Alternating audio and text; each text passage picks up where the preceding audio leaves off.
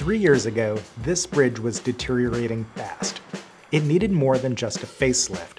Part of it needed to be stripped down and rebuilt.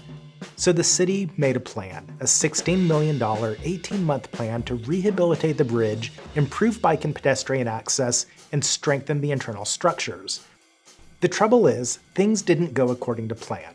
About a year into the project, a construction worker accidentally cut into the metal girders, the large beams that distribute the load to the base of the bridge.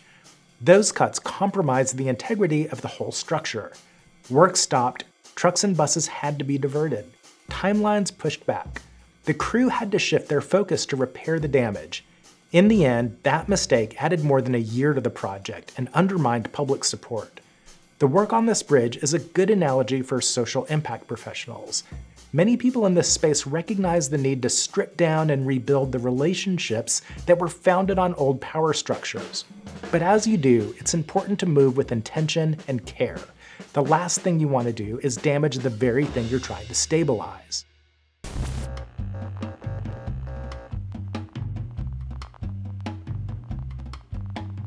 Welcome to Impact Studio. I'm Sam Caplan, Vice President of Social Impact at Submittable. In the world of corporate social responsibility, I've seen that sometimes in the rush to make an impact, relationships get overlooked. Not for John Brothers. As president of the Rowe Price Foundation, he makes relationship building a priority. In fact, he's helped to redefine how the foundation supports communities by adopting a trust-based model for their social impact work.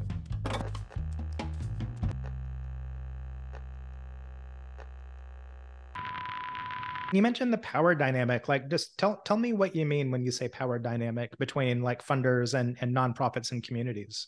Yeah, so here's a really good example, and it comes into the form of evaluation. So, Sam, if I was at a nonprofit conference and we were playing a drinking game and the word was impact, I'd be drunk in 2 minutes, right? And so it's an often used word.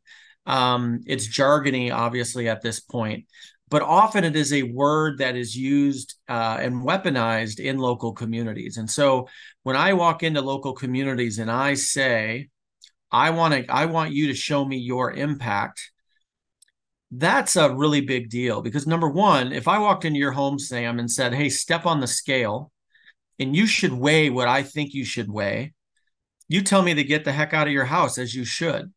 And so when philanthropy or when companies walk into a local community and they've gained acceptance to be able to do that, and then all of the sudden say, hey, I want you to measure yourself this way and do it this way without earning that trust, but then stepping on that trust if they've earned it by doing something like that. I remember when I first started here at Rowe Price, seeing a new head of a philanthropy is often like seeing a unicorn. These roles don't change that often. But when I got here, there were a number of folks that wanted to meet me. And I also didn't come from Baltimore, which was the extra incentive. And so I remember sitting down with a community leader, and that community leader was well known in her community and earned that place and that reverence. And sitting, they came to T-Row and all of our marble and wood, and we met them in a conference room.